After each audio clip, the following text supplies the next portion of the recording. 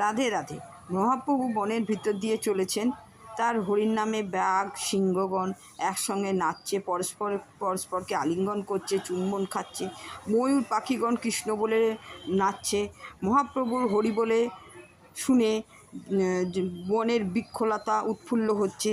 ঝাড়খণ্ডে যে গ্রামের ভিতর দিয়ে মহাপ্রভু যাচ্ছিলেন, সেই সব গ্রামের লোকেরা কৃষ্ণ নাম শুনে বৈষ্ণব হয়ে যাচ্ছে।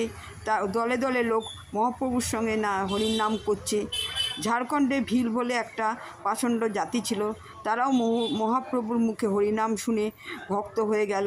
মহাপ্রভু যে বনের ভিতর দিয়ে যাচ্ছে তাকেই মনে হচ্ছে যেন বৃন্দাবন, যে শৈলর সামনে দিয়ে যাচ্ছে তাকেই মনে হচ্ছে যেন গোবর্ধন, যে নদীর সামনে দিয়ে যাচ্ছে তাকেই যেন মনে হচ্ছে যমুনা। যেখানে গ্রাম পায় সেখানকার লোকেরা মহাপ্রভুর জন্য শাক সবজি দুধ ঘি ফল মূল পাঠাচ্ছেন, আর বলভদ্র ভট্টাচার্য তা প্রভুকে রান্না করে দিচ্ছেন। মহাপ্রভু দিনে 3 বার করে স্নান করতেন এবং সন্ধেবেলায় আগুনের তাপ নিতেন। বলভদ্র বলছেন, ভগবান আমাকে কৃপা করেছেন, তাই আমি প্রভুর সাথে বৃন্দাবন যেতে পেরেছি, প্রভুর সেবা করতে পেরেছি। রাধে রাধে।